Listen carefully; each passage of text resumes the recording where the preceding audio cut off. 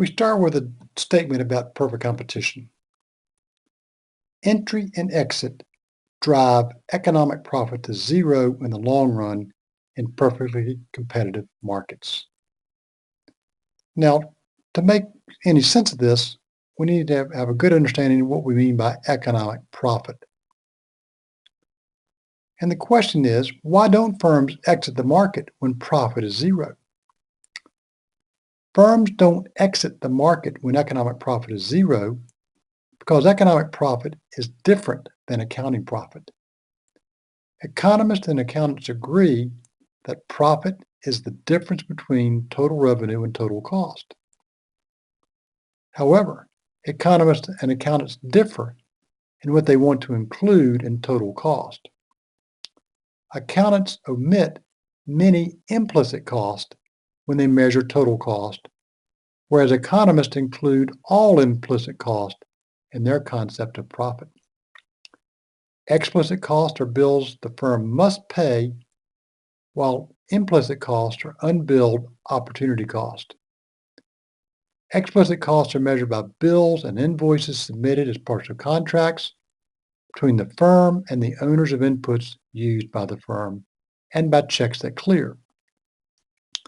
The wages paid to employees, the electric bill, and rent paid for land or buildings, and lease payments for equipment are all examples of explicit cost.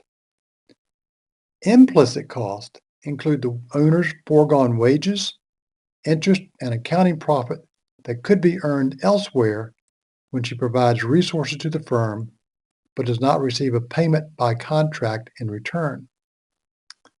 For example, the wages that the owner could be making elsewhere is an implicit cost. The owner suffers the opportunity cost but does not submit a bill to the firm to cover it. Another example of an implicit cost is the interest that the owner could be making if the owner sold the assets owned by the firm and invested the proceeds elsewhere. The following formula is a first approximation of what accountants regard as profit. Accounting profit is total revenue less total explicit cost. This formula oversimplifies accounting profit because accountants do include some implicit cost. For example, accountants include depreciation as a cost, even though the cost is implicit. The push to use mark-to-market or fair value accounting shows that accountants are moving to consider more implicit cost rather than explicit cost on their balance sheets.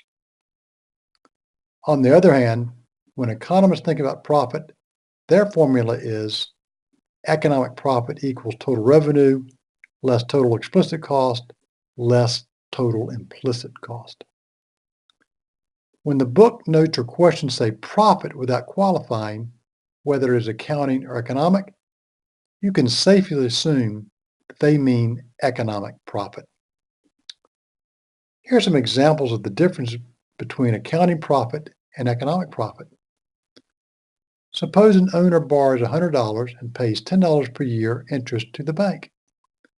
The explicit cost is $10. Both accountants and economists would include the $10 as part of total cost. Now suppose an owner withdraws $100 from a savings account that would have paid $10 per year to the owner. The implicit cost is $10. Accountants would not include the $10 as part of total cost. Economists would include the $10 as part of total cost. Suppose that an owner is giving up a job that would have paid $15,000 per year.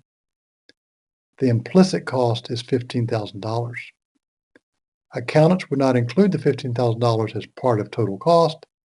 Economists would include the $15,000 as part of total cost. Suppose that an owner is making $5,000 more running the company than she would in her next best alternative, but dislikes running the company so much that she would switch careers if the difference were only $1,000. The implicit cost to the owner of not doing what gives her more intrinsic satisfaction is $1,000. Accountants would not include the $1,000 as part of total cost. Economists would include the $1,000 as part of total cost.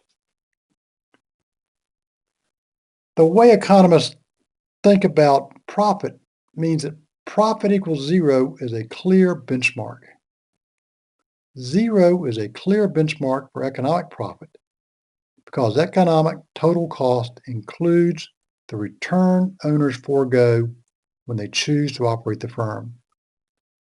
Since the foregone return has been subtracted to calculate economic profit equals zero when the firm is earning just as much running the firm as he or she would in the next best alternative. Economic profit is negative when owners would earn less elsewhere, and positive when they would earn more elsewhere. Economists call the return that the owner would earn in the next best alternative the normal rate of return. When economic profit is positive, the owner is earning more than the normal rate of return. When economic profit is negative, the owner is earning less than the normal rate of return. When economic profit is zero, the owner is earning exactly the normal rate of return. Since accounting profit is greater than economic profit, accounting profit can be positive when the owners are earning less than the normal rate of return. For example, an owner working 80 hours per week without a salary who earns an accounting profit equal to $10 probably has economic profit less than zero because she could earn more than $10 working 80 hours a week for someone else. Accounting profit equals $1 million may be great news for Acacia Restaurant and terrible news for General Motors because Acacia is so much smaller.